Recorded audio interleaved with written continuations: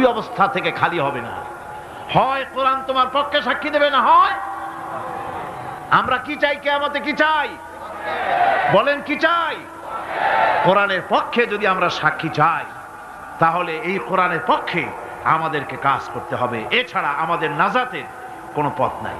আমাদের মুক্তির পথ হচ্ছে কোরআন কেন্দ্রিক, রাসূলুল্লাহর হাদিস কেন্দ্রিক। এর বাইরে আমাদের সমস্ত পুঁজি নষ্ট হয়ে যাবে। আমাদেরকে পৃথিবীতে টিকে থাকতে হলে কোরআনের উপরে ভিত্তি করে আমাদেরকে বাঁচতে হবে, টিকতে হবে।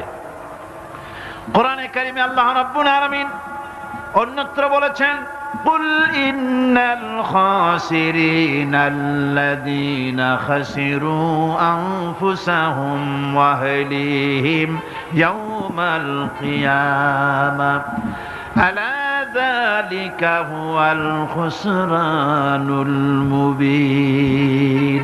বলো, প্রকৃত দেউলিয়া তারাই যারা কিয়ামতের দিন নিজেকে, নিজের পরিবারবর্গকে এই ক্ষতির দিকে যারা ঠেলে দেবে। ভালো করে শুনে নাও, এটি হচ্ছে সুস্পষ্ট ক্ষতি, সুস্পষ্ট দেউলিয়াপনা। এই ক্ষতি থেকে বাঁচার জন্য আল্লাহ রাব্বুল আলামিন কোরআনে কারীমের মধ্যে বলেছেন, ওয়াল আসরি ইন্নাল ইনসানা লাফি খুসর। পড়েন সবাই, ওয়াল আসরি ইন্নাল ইনসানা লাফি খুসর। মানুষের, সমগ্র মানুষের জীবন ক্ষতিগ্রস্ত, ব্যর্থ। কে বলতেছেন? গা শিউরে ওঠার কথা না? গা শিউরে ওঠে। আল্লাহ বলতেছেন ক্ষতিগ্রস্ত, ব্যর্থ। আপনি যতই মনে করেন আপনার মিল আছে, কল আছে, কারখানা আছে, মন্ত্রী, টাকা পয়সা আছে, প্রেসিডেন্ট হয়েছেন, প্রধানমন্ত্রী হয়েছেন, আপনার জীবন সফল হয়েছে, আল্লাহ বলেন না, জীবন ব্যর্থ, জীবন বিফল, জীবন ক্ষতিগ্রস্ত। তাম পৃথিবীর সমস্ত মানুষ ক্ষতিগ্রস্ত, ব্যর্থ। চারটা কাজ করলে সফল হবে। কয়টা কাজ?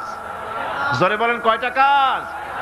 ইল্লাল্লাযীনা আমানু ওয়া আমিলুস সালিহাতি ওয়া তাওয়াসাউ বিল হাক্কি ওয়া তাওয়াসাউ বিস সাবর। চারটা কাজ করলে জীবন হবে সফল। এই ব্যর্থতা থেকে, এই ক্ষতি থেকে যদি বাঁচতে চাই কি না? কারা কারা চাই? দেখাই তো হাত। কারা কারা চাই? ক্ষতির হাত থেকে বাঁচতে চাই কারা? আলহামদুলিল্লাহ, হাত নামান।